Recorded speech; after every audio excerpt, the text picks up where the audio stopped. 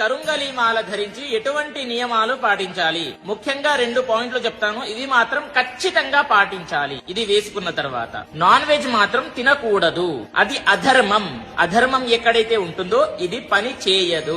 చాలా మంది చెప్తూ ఉన్నారండి వేసుకోవచ్చు ఏమీ కాదని చెప్పేసి, కానీ మీకు రిజల్ట్ రావాలి అని అంటే మాత్రం నియమాలు పాటించాల్సిందే అనేది గుర్తు పెట్టుకోండి. నాన్ వెజ్ తినేటప్పుడు తీసేసి దేవుని దగ్గర పెట్టేసేయండి. మరుసటి రోజు మళ్ళీ తల స్నానం చేశాక మళ్ళీ ధరించండి. శారీరకంగా కలిసేటప్పుడు కూడా తీసేయాలి అనేది గుర్తు పెట్టుకోండి. ఇంకొకటి, చావుకు వెళ్లేటప్పుడు అంటే పాడి మోసేటప్పుడు కూడా వేసుకోవచ్చా అని చెప్పిస్తారు. ఎందుకండి వేసుకోకూడదు చెప్పండి? అది ధర్మమే కదా. వేసుకోవచ్చు, తప్పేమీ లేదు. మీకు ఇంకా మంచి రిజల్ట్స్ వస్తాయి అలా చేసినప్పుడు. ధర్మంగా ఏదైతే అనిపిస్తుందో అది చేయండి, ఖచ్చితంగా మంచి రిజల్ట్స్ పొందగలుగుతారు. ఇంకొకటి, చాలా మంది అడుగుతున్నారండి ఒరిజినల్ మాల ఎక్కడ దొరుకుతుంది అని చెప్పేసి. చూడండి, నా దగ్గర అవైలబుల్ గా ఉన్నాయి. meepuja.com లో వెళ్లి బుక్ చేసుకోండి. మీకు ఒరిజినల్ మాల లభిస్తుంది. 41 రోజులు పూజ చేసి తర్వాత చివరికి అభిషేకము చేసిన తర్వాత మీకు పంపించడం జరుగుతుంది.